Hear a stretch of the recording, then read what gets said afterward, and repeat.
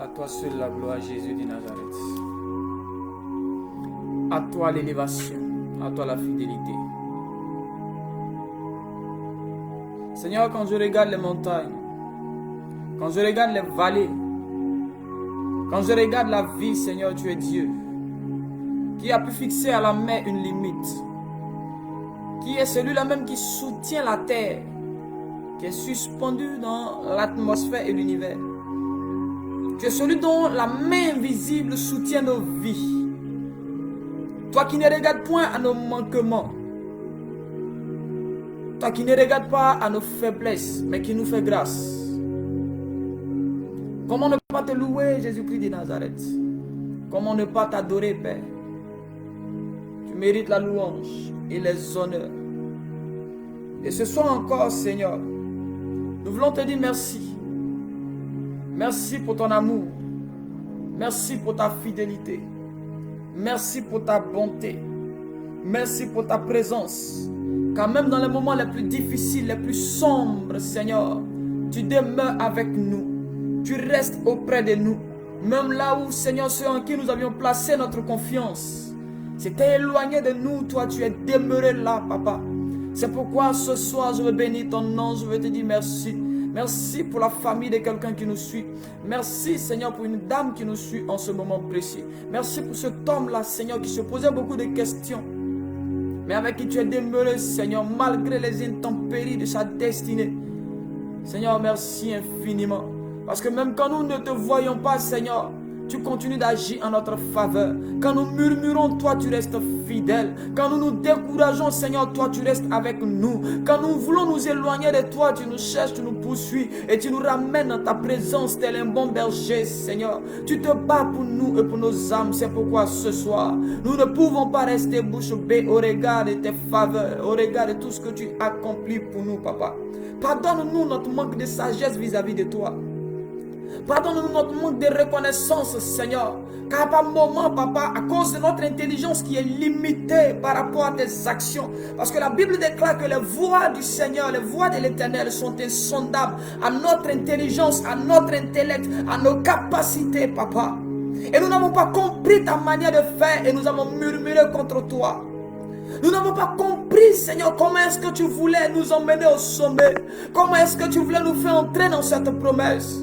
Et nous nous sommes révoltés contre toi, Papa. On a commencé à dire des choses qu'il ne faut pas dire. On a commencé à vivre une vie qu'il ne faut pas vivre.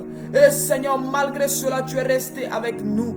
Tu nous tendais toujours la main et tu combattais toujours pour nous. Et tu protégeais toujours, Seigneur, notre vie et notre destinée.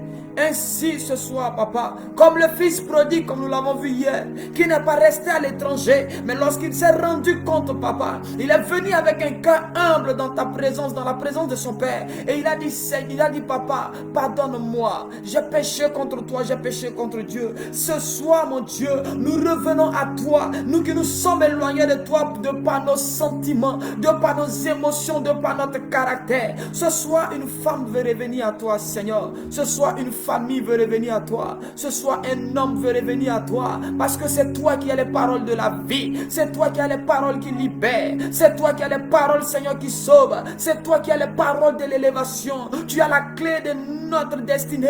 Tu as la clé de notre salut. Il n'y a point de salut dans l'homme. Il n'y a point de salut dans les choses terrestres. Notre salut, c'est en toi, Jésus.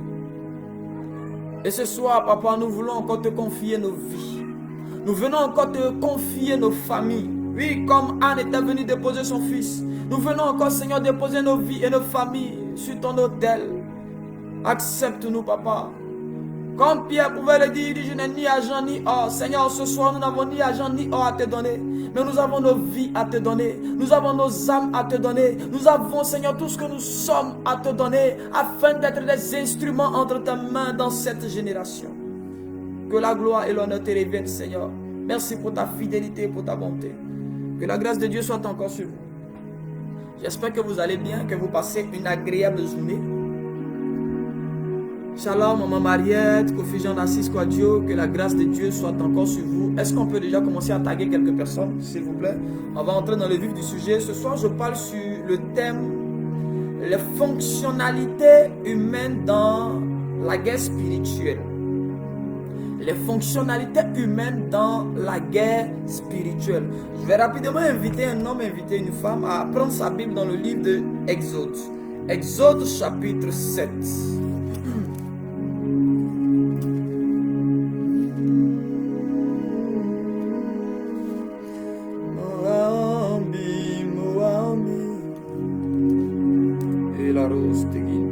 Exode chapitre 7, le verset 1er. Je lis donc la parole de Dieu. L'Éternel dit à Moïse, vois, je te fais Dieu au Pharaon, et Aaron ton frère sera ton prophète. Je reprends et je répète. L'Éternel dit à Moïse, vois, je te fais Dieu au Pharaon, et Aaron ton frère sera ton prophète. Que Dieu bénisse sa parole. Notre thème de ce soir, c'est les fonctionnalités humaines dans la guerre spirituelle. Écoutez-moi bien. Nous venons de lire un passage dans lequel Dieu s'adresse à un individu. Mais l'individu à qui Dieu s'adresse, nous le connaissons tous, c'est Moïse. Qui est Moïse? Qui est Moïse pour que Dieu puisse s'adresser à lui? Et Dieu même va jusqu'à lui dire, je te fais Dieu pour Pharaon. Écoutez-moi bien. Moïse est le fils d'un juif. Moïse est un juif de par sa naissance, de par son origine. Et Moïse est né dans une saison un peu compliquée. Moïse est venu au monde dans une période où un roi d'un certain pays qu'on appelle, ou d'un certain royaume qu'on appelle l'Égypte, le pharaon avait donc décidé que tout enfant mâle qui devait naître des Hébreux devait être sacrifié, devait être tué. Donc pendant que Moïse est dans le sein maternel, il y a une loi qui est votée. Il y a une loi qui est mise en vigueur. Et la loi c'est que on doit laisser Moïse vivre. En fait, le pharaon ne disait pas qu'on devait faire avorter les femmes. Mais il disait qu'on devait laisser la grossesse se développer. On devait laisser les femmes accoucher. Mais c'est lorsqu'elles allaient accoucher qu'on devait tuer l'enfant. Est-ce que vous remarquez un peu le système pharaonique? Est-ce que vous voyez un peu le système dans lequel on se trouve? On te laisse travailler. On te laisse te battre, lutter. Mais c'est la récompense qu'on vient t'arracher.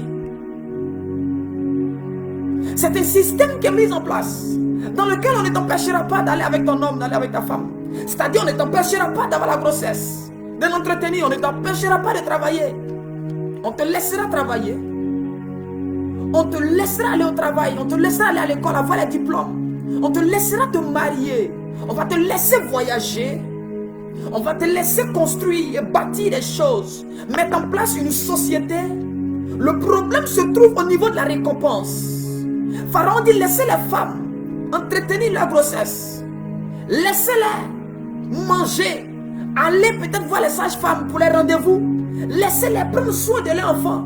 Il faut que l'enfant qui devait naître soit bien portant. Il fallait qu'on prenne soin de grossesse, mais l'esprit pharaonique se levait juste au moment où les dames devaient enfanter. Et il y a ce genre de personnes qui sont captives de ce système de guerre, de ce système de bataille et de ce système de combat que l'ennemi a mis en place. Satan les laisse travailler, Satan te laisse entrer dans le mariage. Mais quand tu entres dans le mariage, le bonheur auquel tu devais, le bonheur dont tu devais bénéficier dans le mariage, on vient t'arracher ce bonheur. Je prie que tout système qui a été établi sur ta destinée, afin de venir t'arracher les fruits de tes efforts, soit abolis sur ta vie au nom de Jésus-Christ de Nazareth. Je vais renverser maintenant le système maléfique qui a été établi sur toi, dans ta maison, dans ta famille, là où tu te trouves, au nom puissant de Jésus-Christ de Nazareth. Donc Moïse est donc né dans cette atmosphère bizarre. Il naît dans un moment où on demande à ce que les enfants soient tués. Mais bizarrement, sa maman ne va pas donc obéir. Nous connaissons tous l'histoire. Et sa maman ne va pas obéir. Écoutez-moi bien.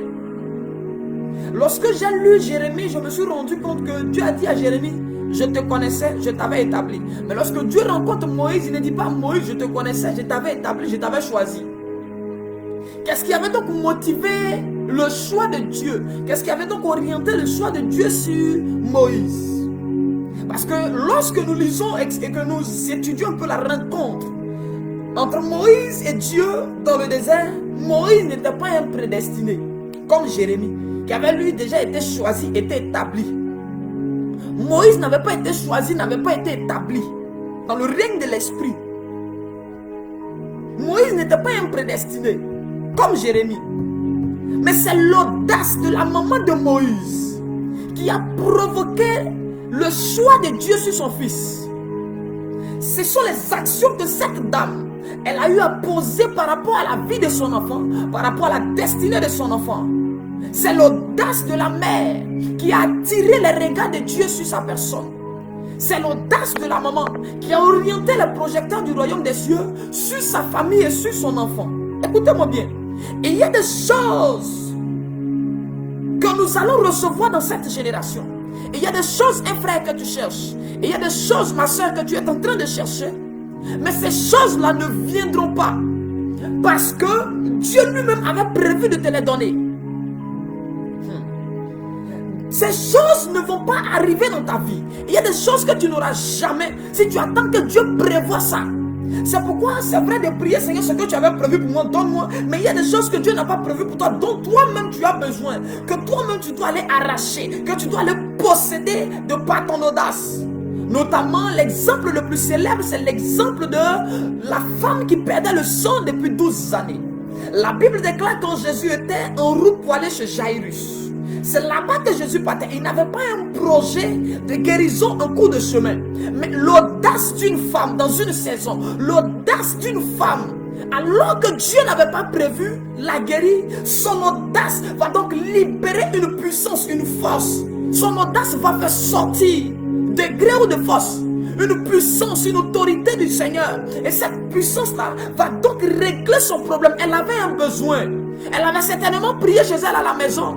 Elle attendait elle disait peut-être à Dieu, tu as dit que nous allons être guéris si nous nous confions en toi. Seigneur, guéris-moi. Mais la guérison n'est pas venue. Pourquoi? Parce que la guérison qu'elle recherchait n'était pas prévue par Dieu. Et il fallait donc qu'elle-même se lève pour aller chercher ce qu'elle désirait. Tu as besoin de te lever pour certaines choses de ta vie et de ta destinée. Tu as besoin de te lever pour certaines choses de ton entourage, de ton ministère, de ton foyer. Je vois des femmes qui sont assises et qui disent, non, c'est ce que Dieu a prévu, c'est ce qui va arriver. Frère, écoutez-moi bien. Il y a des choses dont tu as besoin que Dieu n'a pas prévu de te donner. Mais parce que Dieu t'a donné l'intelligence, il t'a donné la capacité toi-même d'analyser et de faire des choix. Et de demander et vous recevrez. En d'autres termes, il y a des choses que tu as besoin de demander pour recevoir. Mais il y a des choses que tu n'as pas besoin de demander pour recevoir. Ça fait partie de ton héritage spirituel. Mais il y a des choses que tu as besoin de demander. Et l'église est entrée dans un système de paresse où on ne veut plus fournir des efforts. On dit non, si Dieu a prévu, c'est que ça va arriver. Il en sera ainsi comme Dieu l'a prévu. Ce qu'il n'a pas prévu pour moi, alors je n'ai pas besoin de ça. Frère, la femme avait besoin de guérison, elle souffrait. Parce qu'il y a des choses que nous n'avons pas prévues que Satan dépose dans nos vies. Et il y a des choses que Dieu n'avait pas prévues, que le diable est venu déposer en nous. Dieu n'avait pas prévu la maladie. Dieu n'avait pas prévu que l'homme meure. Mais ces choses sont arrivées. Du coup, quand tu te rends compte que c'est comme ça, tu dois toi-même te lever. Est-ce que je peux avancer? Jacob a pris la bénédiction de son frère. Il a pris la bénédiction d'Ésaü. Est-ce que je peux avancer? La braya. Les brados. Et il y a certaines choses que tu dois arracher non pas à Dieu, mais à des hommes. Tout homme spirituel sait qu'à un moment donné de la vie et de la marche, il y a des choses dont il a besoin qui ne se trouvent pas dans la main de Dieu, mais qui se trouvent dans la vie de certains frères et de certaines sœurs, dans nos quartiers, dans nos maisons.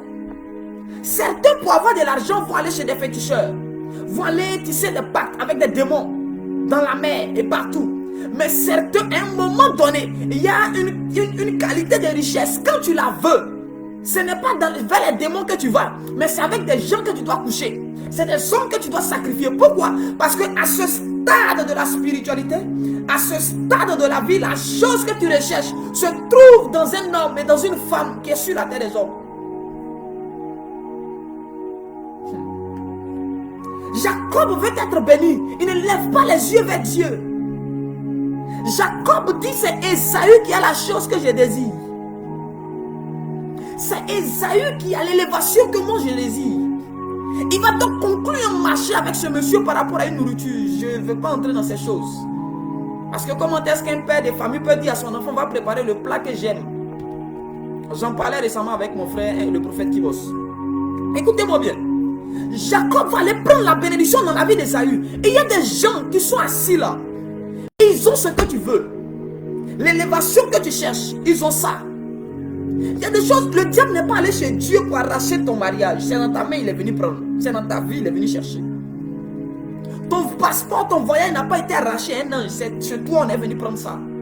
Donc il y a des choses dont nous avons besoin. Nous devons arrêter de dire, Seigneur, accorde-moi. Dieu ne va pas te donner ça. Tu dois te lever, identifier l'homme et la femme qui a ces choses dont tu as besoin. Jacob avait identifié. Il dit, c'est Ésaü qui a la chose que je désire. Et il a mis en place un système pour reprendre la chose. Écoutez-moi bien. Et il y a des choses que vous n'allez jamais recevoir spirituellement, physiquement, de Dieu. Vous allez les recevoir par des hommes. Pas parce que ces hommes voudront vous les donner, mais parce que vous devez aller les arracher d'une manière ou d'une autre.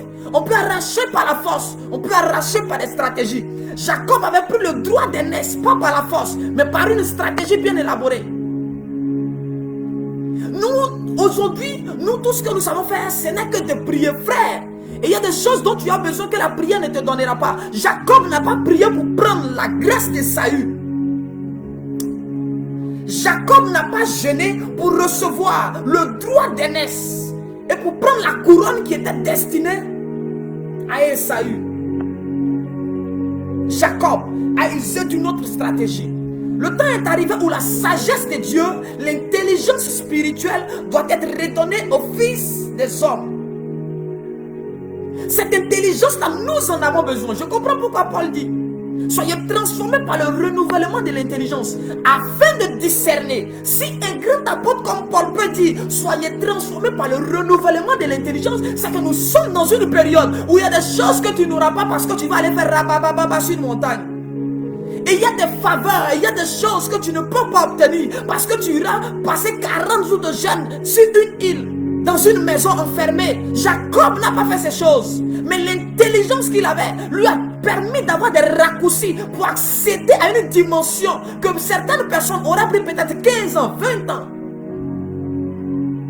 Tu as besoin de l'intelligence pour entrer dans la bataille spirituelle, dans la guerre spirituelle. Ce ne sont pas que des personnes qui ont la force, qui mènent les guerres spirituelles. Ce sont des hommes intelligents. David va affronter Goliath. Il sait que si c'est le corps à corps, le monsieur est plus fort que lui. David va aller prendre des pierres. Et il va lapider le monsieur à distance. C'est de l'intelligence. Nous voulons entrer en guerre avec la force, sans intelligence. Écoutez-moi bien. Il y a des choses que nous recherchons. Nous levons les yeux, nous prions, nous jeûnons. On a l'impression que Dieu ne nous écoute pas. Le problème, ce n'est pas Dieu. C'est notre manque d'intelligence qui est en train de nous détruire.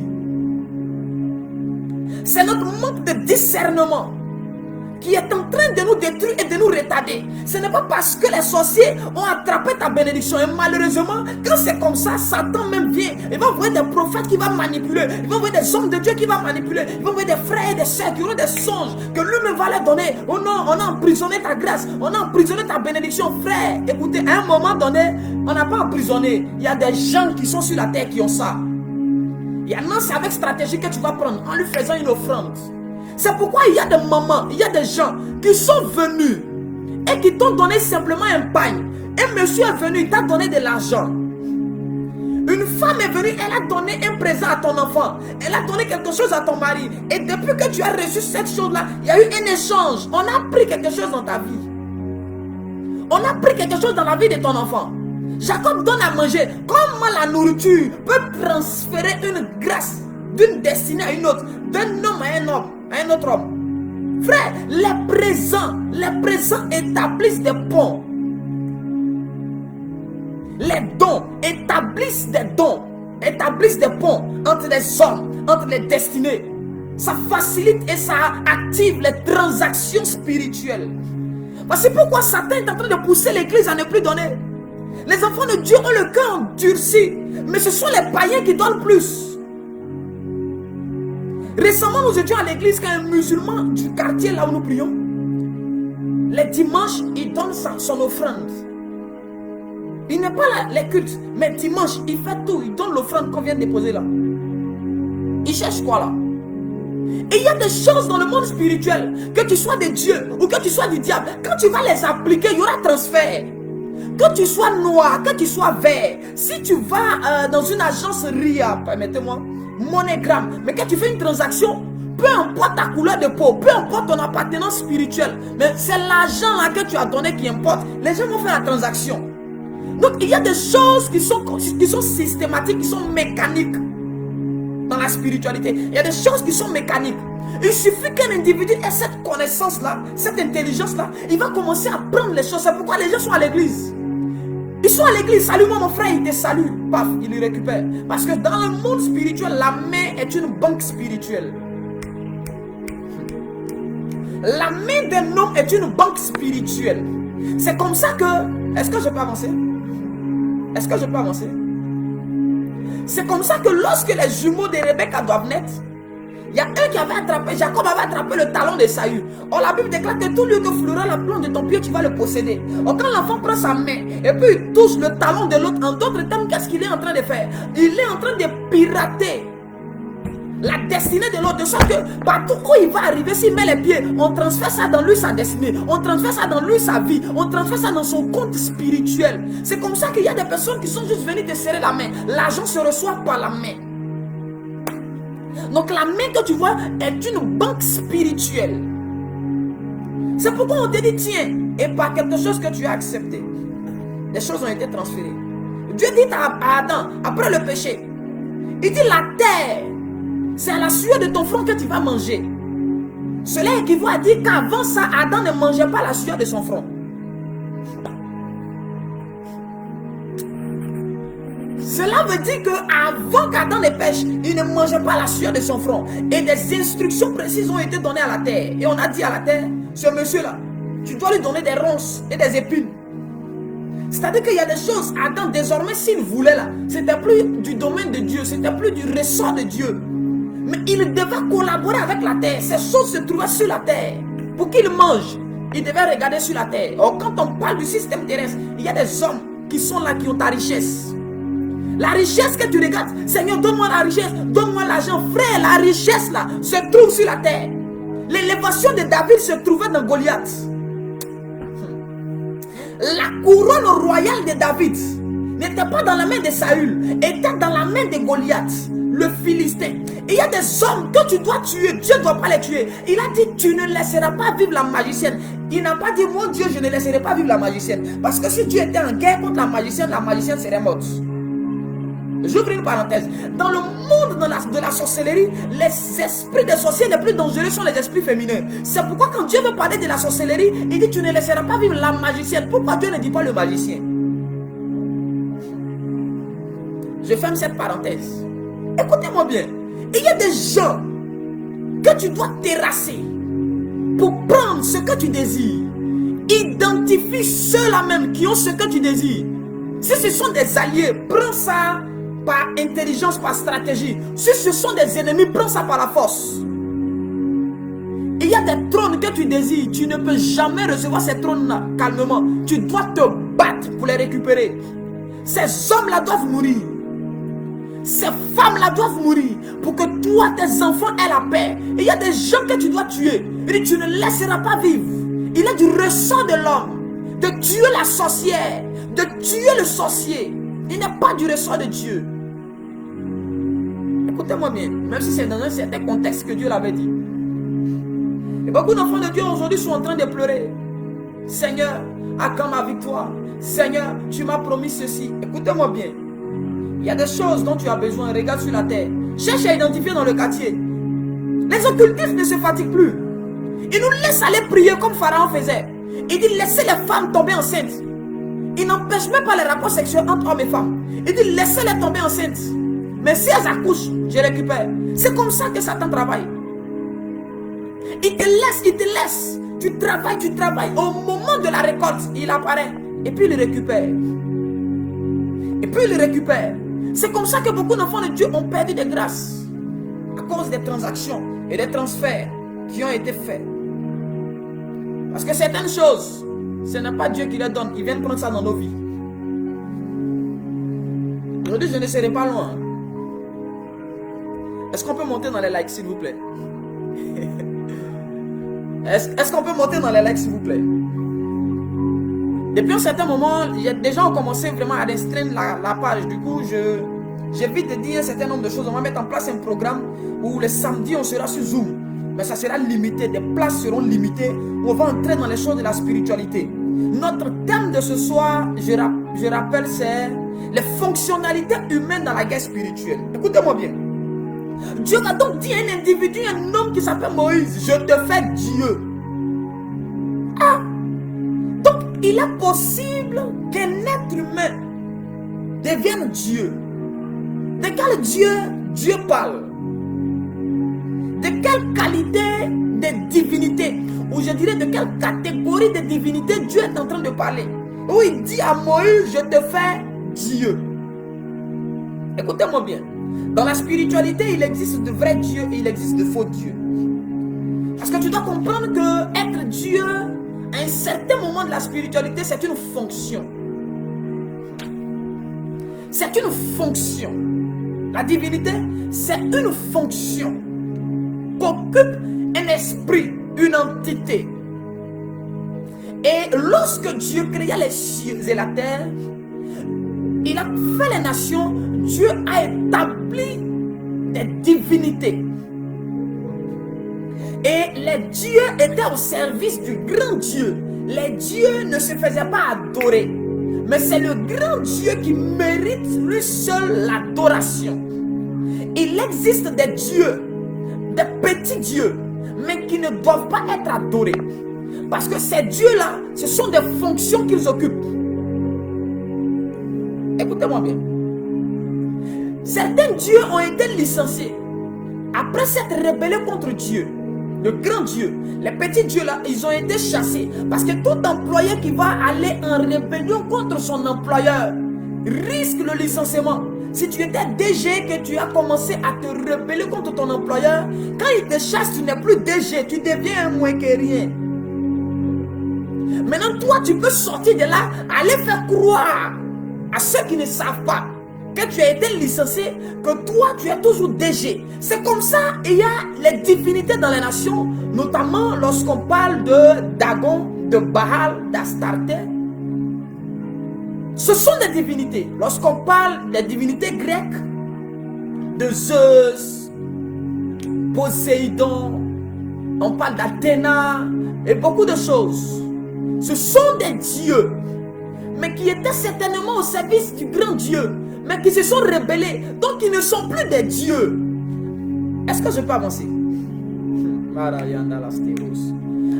était un dieu dans le jardin, parce que cette fonction-là se conserve par une manière de vivre. Chaque divinité a ses restrictions. Chaque divinité doit opérer dans un couloir bien précis que Dieu, le Tout-Puissant, lui donne. Et ne pas respecter le couloir dans lequel Dieu t'a déposé peut te faire perdre ta fonction de Dieu. Adam était Dieu sur la terre établi, représentant à l'image et à la ressemblance du grand Dieu. Il dominait, il régnait comme Dieu sur la terre. Les animaux le respectaient. La création se prosternait devant lui. Adam avait été fait comme un Dieu sur la terre. Mais le jour où le Dieu là va déconner, il va être chassé, il va devenir un homme normal. Je peux avancer? Est-ce que tu sais qu'il y a certaines divinités dans certaines religions qui sont des êtres inférieurs maintenant? Là, Braya. Et les divinités dans le monde spirituel sont établies sur les nations, pas sur les individus, mais sur les nations. Une nation n'est pas un pays dans la spiritualité. Un pays, c'est un territoire, c'est une portion de terre. Mais une nation, c'est une famille. Ce sont des hommes, c'est un peuple. Une nation peut être déplacée, mais un pays ne peut pas être déplacé. C'est comme ça que Moïse vient. Moïse ne va pas chercher Canaan pour envoyer la terre de Canaan en Égypte. Où il ne dépose pas Canaan dans le désert pour dire au peuple, dès qu'on traverse, on tombe à Canaan. Non, mais Moïse est chargé de déplacer le peuple, de déplacer la nation juive, de déplacer la nation israélienne. Parce qu'une divinité a le mandat de gérer une nation.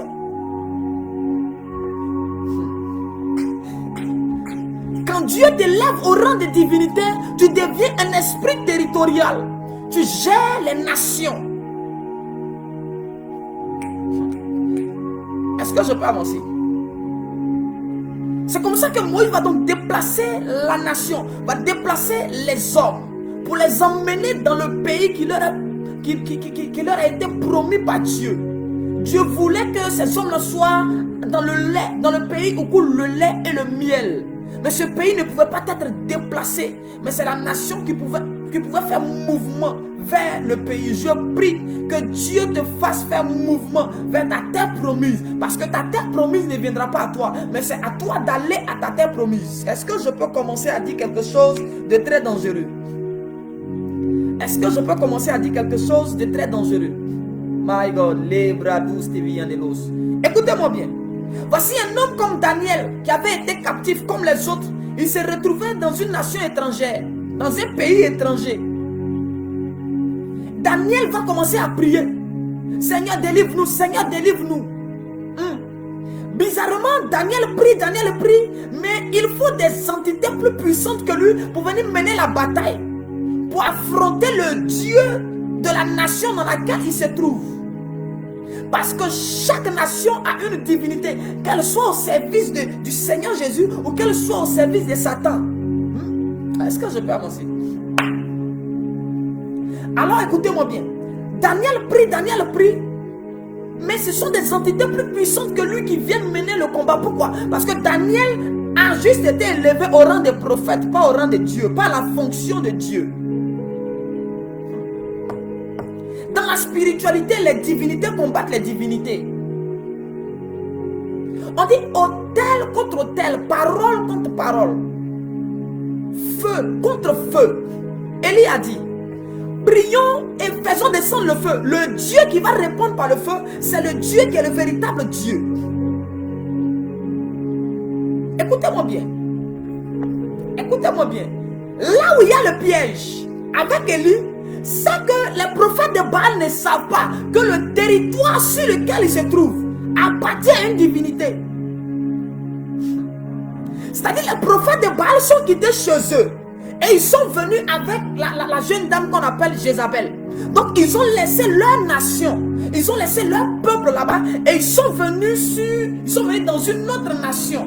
Ils sont venus dans une autre famille, sur leur propre territoire, avec leur Dieu. Donc quand toi tu quittes la Côte d'Ivoire, et puis tu dis tu vas en France, il faut savoir que tu vas trouver une autre nation là-bas, mais tu vas encore là-bas trouver un autre petit Dieu. Il y a un petit Dieu en France, il y a un petit Dieu en Côte d'Ivoire. Et Daniel commence à prier. Tant que ce petit Dieu-là n'est pas vaincu, il y a des choses que si tu es dans la nation, tu ne peux pas recevoir. Si ce petit Dieu-là est au service de Satan. Et Daniel, n'ayant pas accédé à la fonction de Dieu, est obligé de faire appel à des divinités célestes. Il dit à l'Éternel, Éternel, Éternel. Et l'Éternel ne descend pas lui-même. Il envoie des dieux. Il envoie des petits dieux pour régler le problème avec les petits dieux. Mais Moïse était un dieu lui-même. My God. Il a la capacité d'aller en Égypte, de dire à Pharaon, laisse partir le peuple. Parce que pour ceux qui ont fait des études, ils savent que lorsqu'on parle de Pharaon dans les royaumes anciens, dans les temps anciens, Pharaon était une divinité qui était adorée. Pharaon était un individu qui avait accédé à la fonction de Dieu, mais dans le monde ténébreux. Dans le monde occulte, dans le monde mystique et satanique, Pharaon avait eu accès à la fonction de Dieu. En d'autres termes, Dieu sait que s'il laisse Moïse à la fonction, à la dimension de prophète, Moïse va échouer. Donc il va donc dire à Moïse, il faut que j'élève ton grade spirituel afin que tu sois à mesure de pouvoir aller faire sortir le peuple. Parce que celui vers qui je t'envoie, ce n'est pas un prophète. Pharaon n'était pas un prophète. Celui vers qui je t'envoie, ce n'est pas un citoyen lambda, un simple homme. C'est un Dieu. Il s'est fait adorer. On l'adore. On lui voue un culte. Il est un temple où on va l'adorer. Donc Moïse, tu dois devenir un Dieu. Si tu ne deviens pas un Dieu, tu ne pourras pas vaincre Pharaon. Tu ne pourras pas faire sortir le peuple. Parce qu'il faut un Dieu pour guider une nation. Un homme ne guide pas une nation. Il y a une différence entre avertir une nation et puis guider une nation. Un Dieu guide une nation. Un prophète avertit une nation. Un prophète est une sentinelle qui voit les choses venir mais qui avertit, qui prévient. Mais une divinité a la capacité. Là, Brian Dassus. Oui, mets ça là, maman. Mets ça là tout à l'heure. Là, Brian. Une divinité a la capacité d'apporter un changement. Une divinité ne fait pas que voir le malheur. Elle règle les problèmes. Elle parle, elle a l'autorité sur la nation. C'est comme ça Pharaon peut venir dire dans l'Égypte. Et puis il dit, aujourd'hui voici le malheur qui va arriver. Et puis le malheur arrive. Pourquoi? Parce que c'est un Dieu qui a parlé. Ce n'est pas un prophète qui a parlé. Ce n'est pas un prophète qui a parlé. C'est un Dieu qui a parlé. L'autorité du prophète n'est pas la même autorité qu'un homme qui a eu accès à la dimension divine. Aaron était prophète. Est-ce qu'Aaron pouvait se lever pour dire, non, aujourd'hui en Égypte, il va pleuvoir jusqu'à matin? C'est impossible. Il ne va même pas pleuvoir. Mais il fallait un Dieu pour commencer à contrôler tout un territoire et imposer son règne. Écoutez-moi bien. Les prophètes prophétisent, ils avertissent, mais les prophètes reçoivent des divinités. C'est comme ça que Aaron devait recevoir de Moïse qui était son Dieu. C'est Moïse qui parlait à Aaron, et puis Aaron partait dire au peuple, Aaron partait dire aux gens. Donc quand toi tu dis, Rabat, tu es en train de prier, c'est une divinité que Jésus a mandaté qui vient te parler. Quoi? Il faut t'asseoir, je suis en train de travailler. Alléluia. Est-ce que je peux avancer? Est-ce que je peux avancer? Et en cette saison, Dieu veut élever des hommes à la fonction de divinité, au rang de petits dieux. Pas des dieux qui vont se faire adorer, mais des dieux qui vont conduire les hommes à adorer le Tout-Puissant, Jésus-Christ de Nazareth. Parce que le défaut des hommes que nous sommes aujourd'hui, quand Dieu nous élève à cette dimension-là, on a tendance à se faire adorer. On commence à se laisser adorer. On commence à prendre la place du grand Dieu qui mérite l'adoration. Et c'est dans ce piège que plusieurs des faux dieux que vous voyez dans les nations, des petits dieux, sont tombés. Ils ont commencé à attirer les regards des hommes sur eux. Ils ont commencé à se faire adorer. Ils ont commencé à établir des cultes d'adoration pour leur personne. Et c'est comme ça qu'ils ont été vomis, qu'ils ont été chassés. Loin de Dieu. Parce qu'un seul mérite l'adoration et la louange. C'est le Seigneur des Seigneurs. Le Tout-Puissant. Écoutez-moi bien. Les dieux travaillent avec les hommes. Moïse, qui était Dieu, avait été un homme établi, mais qui travaillait avec Aaron, Myriam et plusieurs autres personnes par la suite dans le désert, les anciens et autres. Écoutez-moi bien. Il existe, lorsqu'on parle d'être humain, il existe deux grandes catégories d'êtres humains. Je vais commencer à dire quelque chose d'un peu compliqué, donc veuillez me suivre s'il vous plaît.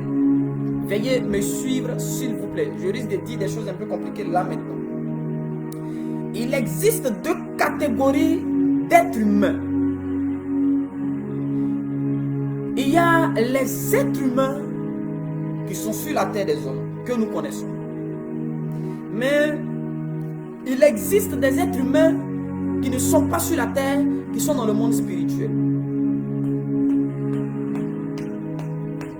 Et ces esprits humains, ces êtres humains qui sont dans le monde spirituel, n'ont pas le droit de venir sur la terre physique ici. La Bible dit que les fils de Dieu virent que les filles des hommes étaient belles. Et les fils de Dieu sont venus coucher avec les filles des hommes. Les fils de Dieu de qui il est question, c'est une catégorie d'esprits, mais ce sont des esprits humains, mais qui opèrent au niveau des royaumes spirituels. Ils avaient la même anatomie que les hommes. Ils avaient la même morphologie que les hommes. Ils avaient la capacité comme les humains terrestres. Ils ont aussi la capacité de se reproduire et de féconder. Ce sont des esprits humains. Mais leur domaine n'est pas la terre. Leur domaine, c'est le monde spirituel. C'est comme ça pour la plupart des personnes qui ont déjà effectué, qui ont déjà été transportées en esprit par le Saint-Esprit, par Dieu, par un ange. Vous allez constater et dire qu'il y a aussi des êtres qui nous sont semblables dans les royaumes spirituels. Même ceux qui ont été dans les sciences occultes, dans les sectes.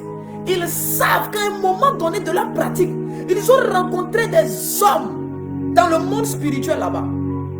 Certains même ont eu des femmes dans le monde spirituel là-bas. Parce qu'il n'y a pas que des êtres humains masculins, il y a aussi des hommes et des femmes dans le monde spirituel. Mais qui sont des hommes, qui sont des humains. Une catégorie d'esprit féminine et masculine, mais qui est établie au niveau des mondes et des royaumes spirituels. Et Dieu, lorsqu'il a créé les cieux et la terre, il a interdit à ces humains célestes de descendre sur la terre des humains terrestres. Parce que chaque humain devait rester dans sa dimension, dans son monde. Dieu crée les cieux, Dieu crée la terre. Il établit les humains terrestres sur la terre, mais il établit les humains célestes dans les cieux, dans certains compartiments des cieux, pas dans tous les cieux, mais dans certains compartiments des cieux. Ces humains-là étaient établis là-bas, ils devaient régner. Adam ne quittait pas sa terre pour aller chercher les filles des humains qui étaient en haut. Donc les humains d'en bas n'avaient pas le droit de coucher avec les humains d'en haut. Ainsi, les humains d'en haut n'avaient pas le droit de coucher avec les humains d'en bas. C'est pourquoi le jour, les fils de Dieu, qui sont les humains d'en haut, parce que Adam était fils de Dieu, mais qui était un humain d'en bas. Le jour où ils sont quittés là-bas, ils sont venus coucher avec les filles des hommes. Les filles là sont tombées enceintes. Elles ont eu des enfants, mais parce que c'était une loi, un principe divin qui venait d'être violé. Les conséquences et les répercussions ont été mauvaises, tant pour le monde physique que pour le monde spirituel. C'est comme ça que quand tu dors, et puis un esprit humain céleste vient coucher avec toi en rêve, il y a des conséquences graves dans ta vie. Pourquoi? Parce que c'est une loi qui est violée. Il n'est pas permis que les humains célestes s'accouplent ou aillent, fécondent, couchent et des rapports intimes avec les humains terrestres.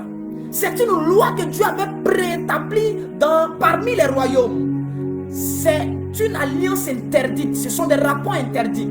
Alors le diable va donc multiplier ces choses. Et vous verrez dans leur rébellion, les esprits humains sachant, écoutez-moi bien, un esprit humain qui vient coucher à toi la nuit, c'est-à-dire que c'est l'esprit d'un homme, un homme céleste. Dans cette catégorie d'esprit là, tu dors. C'est pourquoi quand tu dors, la personne qui couche à toi, souvent, tu n'as pas peur parce que c'est pas les démons que tu connais. C'est pas un serpent qui vient coucher à toi, c'est pas un lion qui vient coucher à toi, mais c'est une jolie femme. Et quand tu la vois, tu ne peux pas résister. C'est un bel homme qui vient. Et quand tu le vois, tu ne peux pas résister. Tu te laisses aller. Et puis vous couchez ensemble. Parce que ce sont des humains. Tu n'as pas peur de ceux-là. Quand ils apparaissent à un homme, ils ne font pas peur. C'est pourquoi les filles des hommes n'ont pas eu peur. Quand les fils de Dieu qui étaient des humains sont venus sur la terre. Ces filles n'ont pas eu peur. Elles sont allées. Elles ont couché avec eux.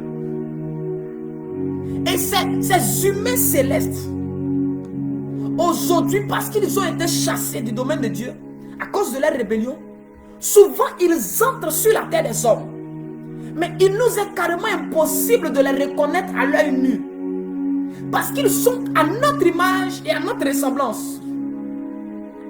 Mais la différence, c'est que ils ont changé de camp. La différence, c'est qu'ils ne sont plus au service du grand Dieu, du Tout-Puissant. Ils sont maintenant à leur propre service. Ils sont au service du diable, ils sont au service du dragon, ils sont au service de la rébellion et du monde des ténèbres. Écoutez-moi bien. Est-ce que je peux commencer à dire quelque chose? Que Dieu te donne de reconnaître ces esprits humains célestes qui sont sur la terre des hommes et qui trompent la vigilance de plusieurs. C'est comme ça, ces hommes-là, généralement, ils aiment sortir la nuit. Souvent, ils sont là la journée aussi. C'est eux qui ne sont pas dans les relations à long terme. Et c'est eux qui ont établi le système des relations libres. On se croise, on couche ensemble, et puis on se sépare. Parce qu'il sait que dès lors que lui couche avec toi, il suffit d'un seul rapport. Toi, ta vie est détruite, il s'en va, tu ne dois pas le poursuivre. Tu ne dois même pas le suivre. Parce qu'après le rapport, eux, leur demeure, c'est dans les royaumes spirituels. Certains même établissent demeure sur la terre des hommes. Ils ont une maison, ils ont tout. Tu penses que c'est des êtres humains, mais ce sont des esprits mauvais. Ce sont des démons, mais qui ont la forme humaine. Et ce sont les démons les plus dangereux que Satan a libérés dans cette génération. Parce qu'ils n'effraient pas les hommes.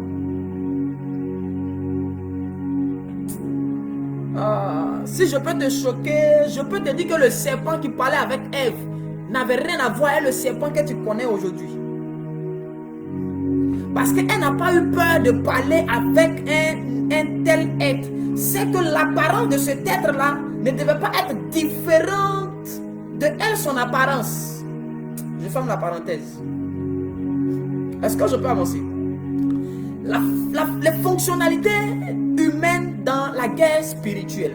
Tu ne peux pas être un homme, tu ne peux pas être un être humain et puis t'engager dans une guerre spirituelle sans connaître toi-même, c'est-à-dire que les paramètres de ton être. Et ce soir, nous allons étudier les paramètres de l'homme, les fonctionnalités de l'être humain que Dieu a créé à son image et à sa ressemblance. Il te faut cette connaissance à partir de ce soir pour que tu puisses mener les batailles qu'il faut. Écoutez-moi bien. La Bible dit que Dieu crée l'homme à son image et à sa ressemblance et on a pour habitude d'enseigner que l'homme est composé d'une âme, d'un esprit et d'un corps. L'homme a un corps physique. Mais je vais aller un peu plus loin. L'homme a aussi un corps spirituel. Le corps physique de l'homme est différent du corps spirituel de l'homme. Et le corps spirituel d'un homme n'est pas son esprit, n'est pas son âme. L'esprit et l'âme sont des essences. Sont des êtres qui cohabitent dans un corps spirituel qu'on appelle pour certains le corps astral. Le corps astral, même les anges ont ce qu'on appelle le corps astral. C'est ainsi que tu verras des anges revêtus d'une robe avec une ceinture. Ils ont des corps. D'autres appellent ça des corps célestes. Ce sont des corps. Donc l'homme a deux corps. Le corps physique, mais le corps spirituel. Donc le corps astral ou le corps spirituel, c'est le corps de l'esprit de l'homme et de l'âme de l'homme. Je vais prendre un exemple. Voyez ce stylo. Oh Seigneur, aide-moi. Voilà. Et il y a l'encre à l'intérieur. Et l'encre se trouve dans un tuyau en caoutchouc. Donc à l'intérieur, l'encre qui est à l'intérieur et le caoutchouc, supposons que l'encre qui est à l'intérieur, c'est l'esprit. Et le caoutchouc, c'est l'âme. Maintenant, c'est un stylo. On va encore le déposer dans un autre corps, dans un autre caoutchouc, dans le but de lui donner la forme que nous désirons pour pouvoir l'utiliser. Ainsi, écoutez-moi bien, de même que l'encre qui est à l'intérieur est dans un tuyau, ainsi l'âme et l'esprit de l'homme sont déposés dans un corps spirituel. Parce que ce sont des êtres et des essences spirituelles qui ne peuvent pas être soutenues par quelque chose qui n'est pas spirituel. Et le corps spirituel a la capacité de gérer. de contenir toute la puissance de l'âme d'un homme et de l'esprit d'un homme. Et le corps spirituel va servir comme un élément régulateur. Comme un régulateur d'énergie et de puissance. Pour ne pas que la puissance de l'âme et de l'esprit de l'homme soit éparpillée. Ça va venir bien réguler les choses. Et le corps astral va être déposé dans un corps qu'on appelle le corps physique, qui a été fait à base de la poussière. Il faut bien comprendre ce principe. Ainsi, il peut arriver que ton corps astral soit utilisé, c'est-à-dire ton corps spirituel soit utilisé sans que ton esprit et ton âme ne soient utilisés. Souvent, certaines personnes sont assises et puis on dit, ah, je t'ai vu en rêve. Souvent, c'est pas que l'ange prend... Est-ce que je peux commencer? Ce n'est pas que l'ange prend l'image du pasteur ou du frère en Christ. C'est juste son corps. Parce que le corps astral a le corps astral d'un homme, pas d'un ange. Parce qu'il y a une différence entre le corps spirituel d'un être humain et le corps spirituel d'un ange. Le corps spirituel d'un ange a été conçu de sorte à contenir une seule entité. Mais le corps spirituel d'un être humain a été créé, façonné de sorte à pouvoir accueillir plusieurs autres esprits et plusieurs autres entités.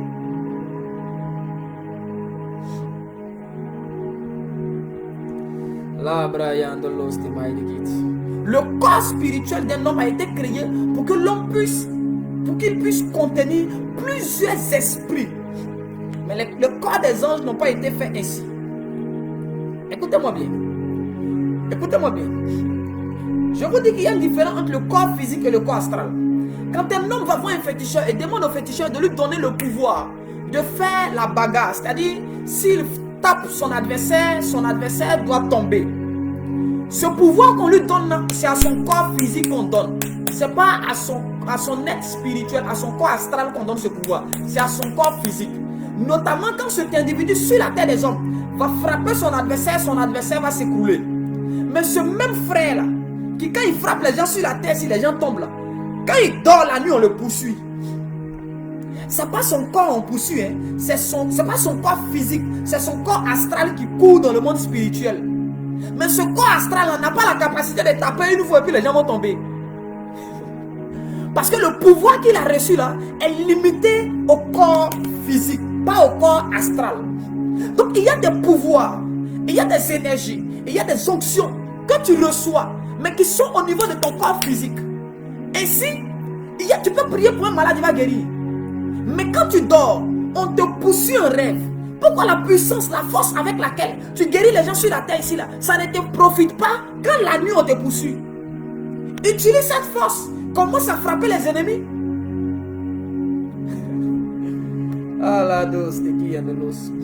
Le même frère qui fait la bagarre sur la terre ici, c'est le même frère là. Il y a un enfant de 5 ans qui lui dit, toi là on t'a attrapé dans la sorcellerie, on t'a lié. Parce que la force qu'il a sur la terre n'est pas la même force que son corps spirituel a. La force que son corps terrestre a n'est pas la même force, n'est pas le même pouvoir que son corps astral, que son corps spirituel possède. Parce qu'il y a une différence entre le corps physique et le corps astral. Samson était fort physiquement. Il pouvait tuer plusieurs personnes physiquement. Mais spirituellement, il était faible. Spirituellement, il n'était pas aussi puissant que ça. Spirituellement, il était vulnérable. Sa force, son onction était liée à son corps. Son onction était liée à sa force, à son corps physique, pas à son corps spirituel. Si c'était lié à son corps spirituel, Samson pouvait être endormi, mais spirituellement, son corps pouvait venir empêcher sa femme de couper ses cheveux et les gens de venir le frapper. Est-ce que je peux avancer? C'est comme ça qu'il y a des personnes... Je vais pas dire ça, il ne faut pas qu'on me traite de bizarre ici. Je vais continuer. Écoutez-moi bien. Je vous ai dit tout à l'heure qu'un être humain a la capacité d'accueillir plusieurs esprits en lui. Un être humain, son corps a été conçu par Dieu pour accueillir, pour être réceptacle d'esprit à l'infini. C'est comme ça qu'on peut avoir un seul homme qui peut être possédé de 600 démons, notamment le fou de Gadara. On dit, qui es-tu? L'esprit se présente, le démon dit, non, nous sommes nombreux, je suis légion parce que nous sommes nombreux. Donc, dans un seul homme, plusieurs esprits peuvent habiter. Donc, le corps astral de l'homme a des capacités infinies de conservation et d'accueil d'autres esprits, d'autres entités. Alléluia. Et écoutez-moi bien. Donc, dans ce monsieur-là, il y avait près de 600 démons. Près de 600 autres esprits qui étaient en lui, qui vivaient, qui opéraient, qui étaient là. Écoutez-moi bien. Il y a certaines personnes. Pourquoi quand tu commences à combattre la sorcellerie et tu as l'impression que tes prières sont inefficaces? Ce n'est pas que tes prières soient inefficaces. Mais dans la spiritualité, les enfants des ténèbres ont compris qu'un homme peut recevoir plusieurs esprits, plusieurs souffles. En d'autres termes, chaque esprit en toi représente une vie. Chaque esprit dans un homme représente une vie. Et écoutez-moi bien, les sorciers vont tout faire. Faire de sorte à accueillir en eux plusieurs esprits.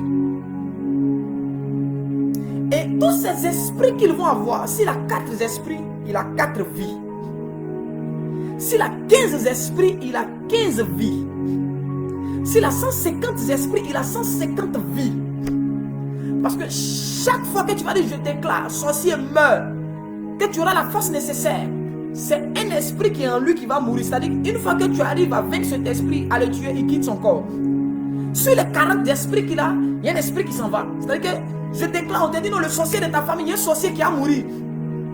Et puis tu te rends compte que, ah mais le prophète avait dit qu'un sorcier allait mourir, le sorcier n'est pas mort. Mais le sorcier là en question, il a au moins 4 esprits, ou même 50 esprits, il a au moins, bon, disons 10 esprits.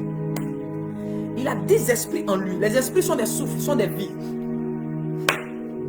La Bible dit que Adam était là, mais c'est lorsque Dieu a soufflé qu'Adam est devenu un être vivant. Donc ce sont les souffles, ce sont ces esprits, ce sont ces entités-là dans l'homme qui lui permettent de bouger et de se mouvoir. Donc ces esprits-là en un sorcier lui donnent plusieurs vies. C'est pourquoi on dit qu'il y a un sorcier qui a mouru le mois prochain. Oh, prophète, tu m'as menti. Le sorcier là n'est pas mort. Le sorcier est mort. Mais c'est une des entités dans ce sorcier là qui est morte.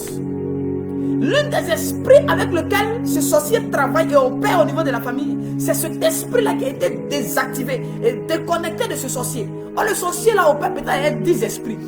Donc on a enlevé un esprit, c'est-à-dire on l'a tué déjà une première fois. Donc quand le pasteur prie, je déclare que le sorcier de ta famille tombe et meurt.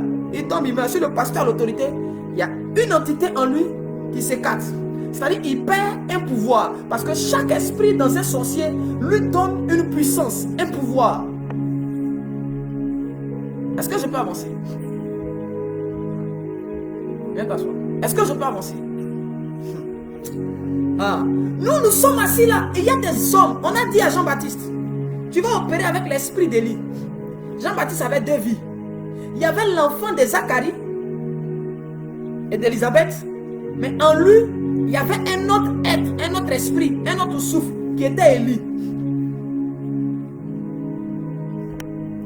C'est pourquoi les gens cherchaient par tous les moyens à tuer ce monsieur, ils n'arrivaient pas, ils ne comprenaient pas. Ils avaient spirituellement essayé, ils ont réussi à tuer l'enfant d'Élisabeth. Il fallait maintenant tuer le prophète Élie. Comme Jézabel avait dit, je veux la tête d'Élie. Afin que l'église et les hommes spirituels reconnaissent que ce n'est pas l'enfant d'Élisabeth qu'on est en train de tuer, mais là c'est le prophète Élie. Parce que Élie c'est sa tête que Jézabel avait réclamée. Donc, oh, est-ce que je peux avancer? Les enfants de Dieu sont les seuls êtres qui opèrent avec leur seul esprit humain que Dieu leur a donné. On sait qu'il y a un homme qui opère avec l'esprit d'Ézéchiel. Que Dieu t'a accordé, c'est Dieu qui va te donner ces esprits-là. Ce n'est pas toi-même qui va aller dire non, j'opère l'esprit d'Ézéchiel. Je n'ai pas encore dit ça. Dieu peut décider de dire mon enfant, je te donne l'esprit du prophète Ézéchiel. Tu es le fils de ton papa, tu as ton esprit humain à toi.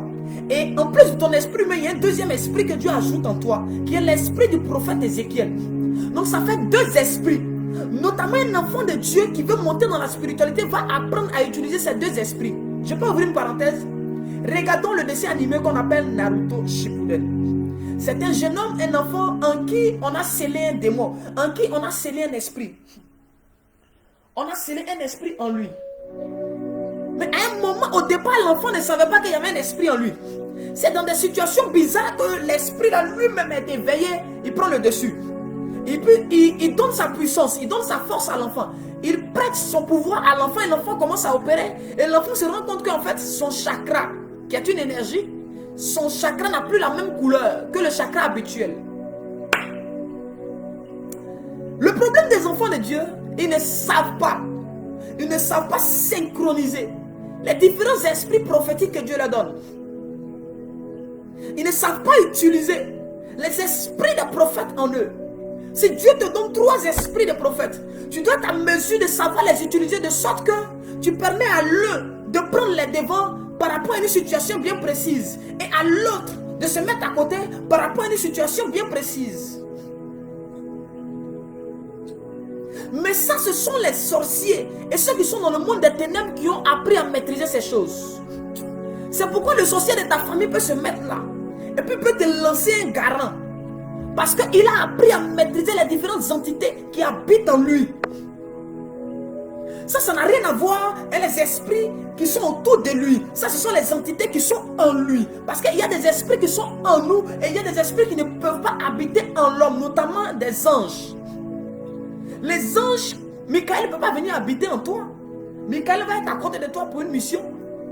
Gabriel ne va pas venir habiter dans Marie. Gabriel va être à côté puis il va lui parler.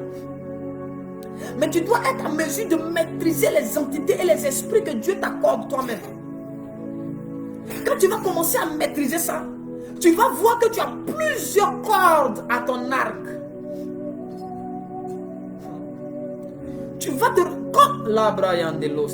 Comment est-ce que Élisée dit à Géasi, mon esprit n'était pas absent? Donc quand ton esprit était allé voir Géasi, quel est l'esprit qui était en toi? C'était l'esprit d'Élie. L'esprit d'Élie était resté dans le corps d'Élisée, de sorte que le corps d'Élisée sorte, part opérer pour revenir. Comme un sorcier est avec toi ici au pays, il est avec toi dans la maison, mais il dit que lui va en Angleterre et puis il revient.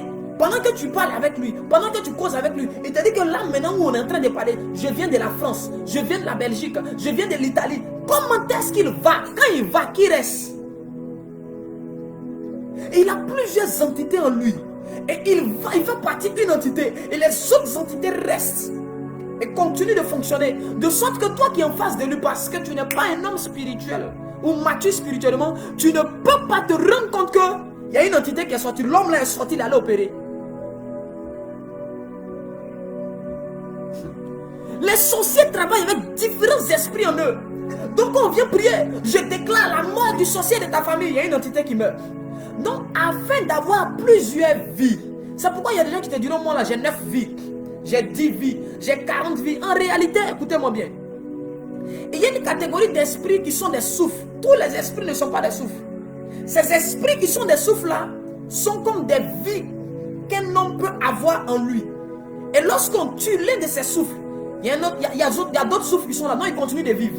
Jusqu'à ce que tous les souffles en lui soient exterminés. C'est là qu'il meurt. Donc tout esprit dans l'homme n'est pas un souffle. Il y a des choses que je veux dire, je ne sais pas comment dire ça parce que nous sommes sur une plateforme publique. Les gens risquent de mal comprendre et de mal interpréter ce que je suis en train de dire. Et il y a une qualité, une catégorie d'esprit, d'entité qui s'appelle des souffles. Ce sont des souffles, ce sont des vies que Dieu accorde à un homme. De sorte que lorsque Shadrach, Abednego sont jetés dans la fournaise ardente, ils ne meurent pas, mais ils meurent. Ils meurent, mais ils ne meurent pas. Le feu tue une entité, mais le feu laisse un autre souffle en eux. Chaque souffle vient avec sa particularité, avec sa puissance, avec son pouvoir, avec sa domination.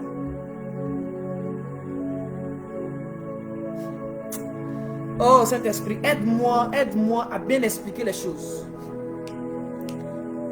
Le problème problème des enfants de Dieu, tu vas opérer ton seul esprit humain que Dieu t'a donné. L'esprit que ton papa a appelé Quadio là, c'est l'esprit la seule que toi tu veux travailler. Moi par exemple, je suis le prophète Joël Nyawa. Je vais peut-être opérer avec l'esprit de Joël Nyawa seulement. Sans demander à Dieu d'autres souffles, d'autres esprits. Les apôtres là, on leur a donné le Saint-Esprit parce que eux là, ils ne pouvaient pas travailler avec les esprits des prophètes d'avant. Ils n'avaient pas vraiment encore atteint cette dimension spirituelle là. Au point où Pierre, même malgré le Saint-Esprit, il a une vision, il ne comprend pas la vision. C'est quand Ananias envoie quelqu'un, et c'est quand Corneille envoie quelqu'un que Pierre se rend compte de ce que Dieu était en train de lui dire. C'est pour dire que malgré l'onction, il n'avait pas encore ce dépôt, cette connaissance spirituelle là. Ils avaient la puissance, mais il leur manquait certaines sagesses, certaines intelligences spirituelles, certaines connaissances spirituelles. Donc, le Seigneur a préféré leur envoyer le Saint-Esprit. Tu peux avoir l'Esprit de Dieu et en plus du Saint-Esprit, pas que le Saint-Esprit soit insuffisant, mais parce qu'il y a des hommes en qui l'Esprit de Dieu ne va pas demeurer éternellement chaque jour pour te protéger toi-même, parce que le jour où l'Esprit est là, que tu es en train de critiquer ton frère, tu vas tomber et mourir. Le Saint-Esprit lui-même va te juger d'abord, avant que les autres ne puissent te juger. Le Saint-Esprit lui-même va ranger ta vie avant que Satan ne t'attaque. Il va te bombarder avant que le diable ne te bombarde. C'est pourquoi le jour où il était sur Pierre, et que Ananias et Saphir ont menti, ils sont morts. C'était pas à cause de Pierre. C'est pourquoi Pierre a dit, vous pensez que c'est à moi que vous mentez. C'est pas moi. Où vous me voyez ici là, ce n'est plus moi. C'est l'Esprit de Dieu qui a pris le relais. Donc, vous croyez mentir à Pierre, oh c'est au Saint-Esprit. Lui, il ne supporte pas ce genre de choses. Ils sont tombés, ils sont morts. Donc, tu dois être à mesure de demander à Dieu d'autres esprits. Parce que si tu veux opérer avec ton esprit humain, toi seul, tu vas te fatiguer vite. Les sorciers n'ont pas un seul esprit, c'est pourquoi tu dis non, eux ils ne se fatiguent pas. Oh. On les combat jusqu'à, mais comment eux ne se fatiguent pas et puis toi tu te fatigues? Comment se fait-il qu'eux ils ne se fatiguent pas, mais c'est toi qui te fatigues? Le problème c'est qu'eux ils opèrent avec plusieurs esprits. Le lundi ils travaillent un esprit, le mardi ils travaillent un autre esprit, le mercredi ils travaillent un autre esprit. Donc pendant que l'autre esprit travaille, l'autre esprit se repose. Toi tu as un seul esprit, tu travailles à lui sur la terre, tu travailles à lui quand tu dors, tu travailles à lui dans le monde spirituel. Comment ton esprit va pas être fatigué? Tu as un seul esprit humain. C'est le seul esprit humain là. Quand on dit intercession, tu pries, dégage l'énergie. On dit jeûne, tu jeûnes. Donc, est ton seul esprit là. Tu veux mener toutes ces batailles, tu ne pourras pas tenir. Demande à Moïse. Pendant que Josué est sur le terrain en train de combattre, Moïse est sur une montagne, il a les mains levées. À un moment donné, Moïse est fatigué. Il faut d'autres personnes à côté de lui. Il faut d'autres entités, d'autres esprits auprès de lui pour soutenir ses bras. Sinon, Moïse perd le combat lui seul. Tu as besoin de d'autres esprits auprès de toi, mais en toi. Tu as besoin de d'autres esprits que Dieu va te donner. Ce n'est pas Satan qui va te donner. Je dis, le Seigneur Jésus-Christ veut te donner des esprits. Il veut te donner des souffles. Le Seigneur veut introduire en toi des entités puissantes et glorieuses. Si Élie a pu habiter dans Jean-Baptiste, c'est que Moïse peut habiter en toi. C'est que Josué peut habiter en toi. Parce qu'on a besoin des stratégies de guerre spirituelle que Josué a pour pouvoir mener certaines batailles. Tu ne peux pas dire que toi tu vas attaquer le diable, tu vas attaquer les démons, les occultistes, et puis tu ne maîtrises pas le système des entités en l'homme. C'est pas possible. Tu peux pas. C'est pourquoi l'église ne peut pas face à ces gens-là. C'est pourquoi ils nous regardent, ils nous méprisent. Parce que quand ils nous regardent, nous ne faisons pas le poids spirituellement. C'est à cause de la grâce de Dieu, on peut parler si les gens ont envie. Sinon, si Jésus même c'était 5 minutes au Japon, vous allez voir beaucoup de pasteurs, beaucoup d'enfants de Dieu, beaucoup de chrétiens, on va les enterrer. Parce qu'ils n'ont pas la force nécessaire. Jésus dit, une force est sortie de moi. Donc il avait d'autres forces. Frère, écoutez-moi bien. Les sorciers, même souvent, ils t'ont regardé. On va te tuer. Ils disent, ils t'ont attrapé, ils t'ont tué. Mais le matin, quand ils se réveillent, ils te voient dire, aïe, toi, tu vis comment? Mais on t'a déjà tué. Ils sont surpris de t'avoir tué dans le monde spirituel. Mais ils te voient vivant parce qu'en toi, il y a d'autres souffles que Dieu a déposés. Souvent, Dieu même pour te protéger, il te donne d'autres souffles, il ne te dit pas. Non, il y a des gens, on les a déjà tués 2 fois. tu ne sais pas que c'est le troisième souffle. C'est comme ça qu'on est venu te dire. On dit, ça fait plusieurs fois que Dieu te prévient, c'est ta dernière chance. C'est ta dernière chance. Quand on commence à te dire ça, c'est que Dieu avait mis des souffles en toi que les gens ont réussi à détruire, à tuer. C'est le dernier souffle qui te reste. Si on a pu prendre ce souffle-là, tu meurs.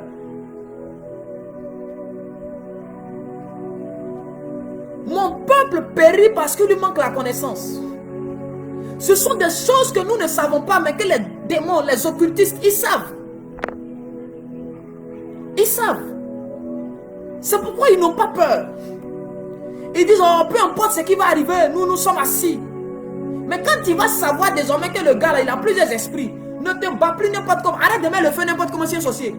Attaque les différents souffles. Dans les arts martiaux, on parle des points vitaux sur le corps humain. On dit que ce sont des points vitaux. Quand tu tapes là, tu peux terrasser un homme. C'est-à-dire qu'il y a des points qui ne sont pas des points vitaux. Tu peux taper là-bas, mais ça n'aura pas un grand impact. C'est comme ça quand tu dis, je brise la sorcellerie, je renverse, arrête de renverser inutilement, s'il te plaît. Attaque les points vitaux des sorciers. Ce sont les souffles qu'ils ont en eux.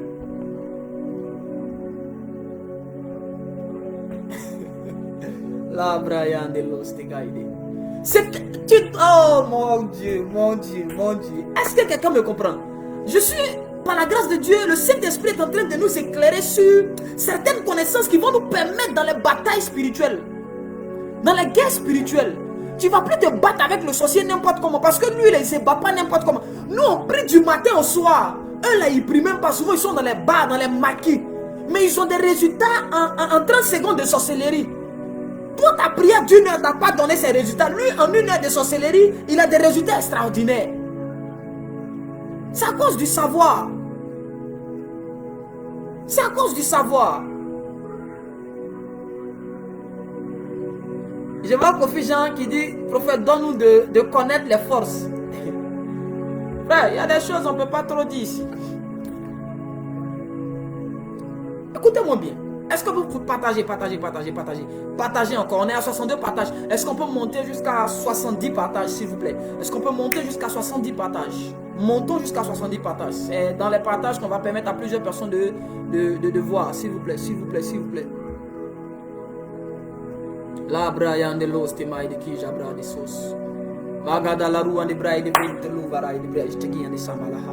Et quand Dieu doit te donner des esprits, la première chose que tu dois faire, c'est pas je veux l'onction pour aller guérir les malades. Attends, quand Dieu te donne des esprits, tu dois apprendre à collaborer avec ces esprits. Tu dois faire collaborer les différents esprits. Parce que chaque souffle, chaque esprit que Dieu te donne vient avec son système de fonctionnement, son mode opératoire. Donc tu dois synchroniser. Tu dois toi-même maîtriser ça d'abord. C'est pourquoi Jean-Baptiste a passé le temps dans le désert afin de pouvoir synchroniser l'esprit d'Élie à son esprit humain. Parce que quand Dieu te donne plusieurs souffles, tu dois apprendre à les maîtriser avant d'aller en guerre. Moïse était parti, mais son souffle était resté en Josué. Est-ce que je peux avancer? Frère, Dieu veut libérer de nouveaux souffles sur la terre des hommes. Il veut donner à des hommes et à des femmes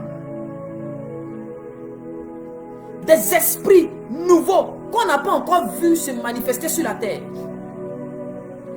Pour provoquer des choses que l'œil n'a pas encore vues, que l'oreille n'a pas encore entendues, il faut des esprits. Quand Jean a été transporté, il a été enlevé. Il a vu des esprits que lui ne voyait pas sur la terre. Il a vu des vieillards. Il a vu des 4 êtres autour du trône. Il a vu un être qui a les yeux dedans, qui a les yeux dehors. Il y a tellement d'esprits au service de Dieu.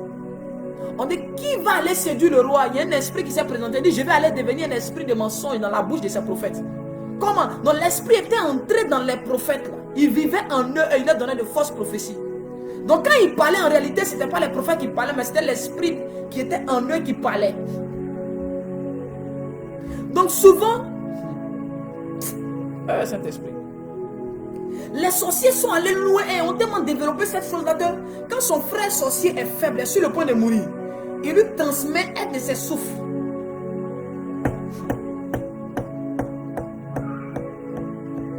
Il lui transmet un de ses souffles. Un homme à qui Dieu a donné plusieurs souffles a la capacité de transférer les souffles à d'autres hommes.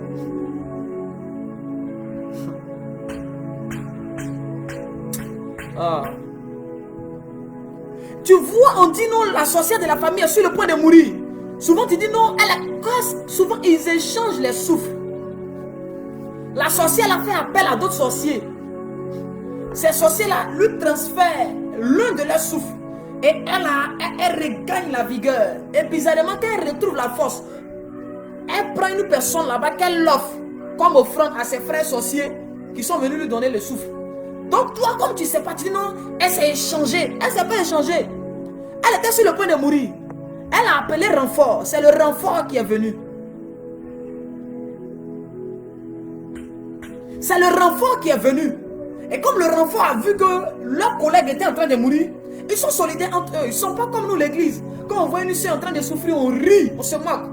Eux, tout de suite, le sorcier va faire des incantations. Il va prendre l'un de ses souffles. Et puis il va introduire ça dans son frère ou dans sa soeur. Et il va commencer à retrouver la santé. Mais quand elle guérit, elle prend une personne dans sa famille, qu'elle l'offre à la confrérie qui est venue l'aider.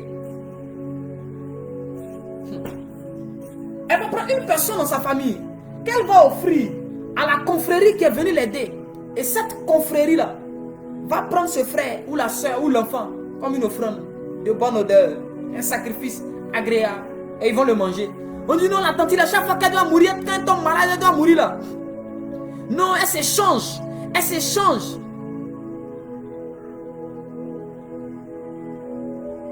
Elle s'échange. Elle ne s'échange pas. Elle allait mourir. Ils sont venus en renfort. C'est comme ça quand Tabitha meurt, on est sûr que Pierre est un homme qui a plusieurs souffles en lui. Il faut qu'il vienne prier pour Tabitha pour que Tabitha vive. On est sûr que cet homme-là, il a au moins plusieurs souffles en lui. Il peut prier pour que Tabitha meure. Pourquoi? Parce que Pierre était animé, il était rempli de Saint-Esprit. Donc l'Esprit de Dieu qui est la source de tout souffle et de tout esprit a la capacité au travers de Pierre d'introduire un souffle nouveau dans les narines de Tabitha pour qu'elle revive.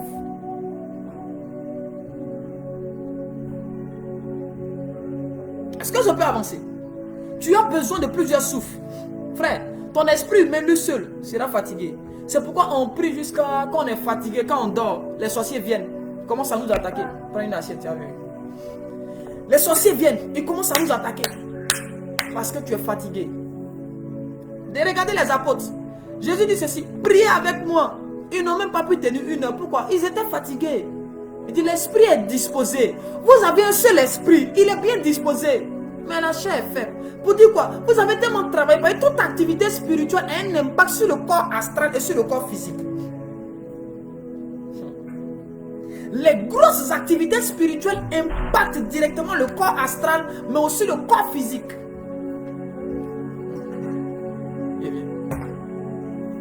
Est-ce que je peux avancer? Permettez-moi de m'arrêter là, s'il vous plaît. Vous allez me permettre de m'arrêter là. Ça fait 1h18 que nous sommes là. Permettez-moi juste de passer quelques informations. Nous commençons bientôt la cellule au niveau de l'Italie. Au niveau de l'Italie, nous commençons la cellule bientôt. Et au niveau de la France, nous avons commencé déjà la cellule. Je vais prendre l'adresse avec la secrétaire Maman Mariette. Et puis, je vais communiquer ça dans le live prochain.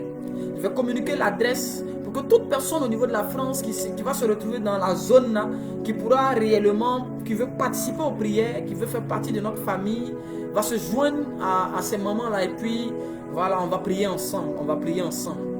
Je tenais vraiment à dire merci au peuple de Dieu pour vos différents encouragements, votre présence et tout ce que vous faites. Merci de chaque fois être là, de partager. Et nous avons notre culte d'action de grâce le 10 septembre prochain. Ce culte a pour but de récolter des fonds pour la location d'un local pour le temple. Parce qu'actuellement, nous ne sommes pas encore dans un temple. Voilà, nous n'avons pas encore un temple. Et les sommes ou la somme qui nous a été demandée, vraiment, c'est une grande somme. On nous parle de minimum 1 million. 1 million, minimum 1 million. Et vraiment, si Dieu te bénit au travers de nos lives, ou peut-être que tu es de passage, Peut-être que tu n'as jamais pris le temps de nous écouter, mais aujourd'hui peut-être tu nous as écoutés, ou tu sens dans ton esprit, ou tu as le désir vraiment de participer à l'œuvre de Dieu, tu peux apporter ta contribution, voilà. Et lorsque nous allons avoir ce temple-là, nous allons commencer à faire des cultes en live, nous allons commencer à organiser des choses, des séminaires, beaucoup de choses. Pour l'instant, nous sommes dans une famille, nous prions dans une maison, et les conditions ne sont pas réunies pour pouvoir opérer librement comme il se doit. Donc ta participation, je lance un appel ce soir à un enfant de Dieu, à une servante de Dieu, à une fille du royaume. Tu veux participer d'une manière ou d'une autre, tu peux contacter, les numéros sont là. Il y a notre secrétaire au niveau de la France, Maman Mariette qui est là. Au niveau de l'Italie, je vais mettre le numéro prochainement. Il y a ma fille Kone qui est là-bas aussi, voilà, qui est notre secrétaire au niveau de l'Italie. Écoutez-moi bien, voilà, vous pouvez donner à Dieu, c'est la chose la plus importante. Tu as donné à des hommes, ils ont été ingrats, ils n'ont pas été reconnaissants. Souvent, ils sont venus te lapider quand tu leur as donné. Jésus est le seul business dans lequel quand tu investis, il y a un retour favorable. C'est plus que 100%, c'est toujours au-delà de 100%. Avec Dieu, on récolte plus que ce qu'on sème. Écoutez-moi bien. Je donne 2-3 conseils et puis je m'arrête là.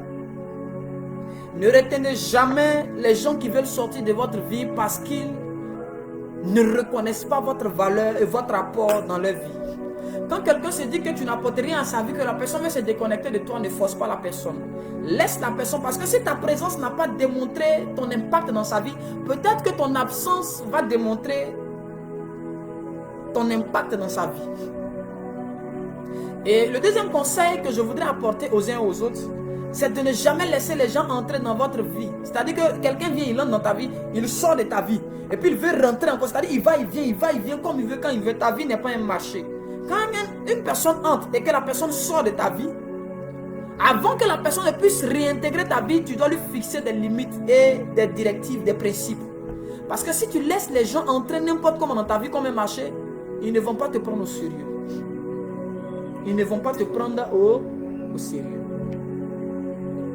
Que la grâce de Dieu soit encore sur vous. Ça a été vraiment un honneur pour moi de vous servir.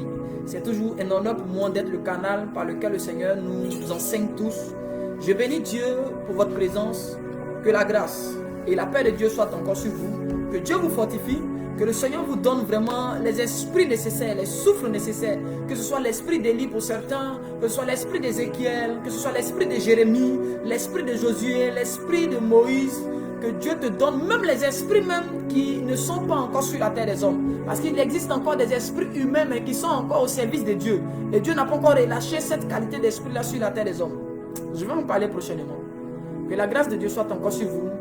Shalom, shalom. N'hésitez pas à vous abonner à notre page pour ne pas manquer les lives. Que Dieu vous bénisse abondamment.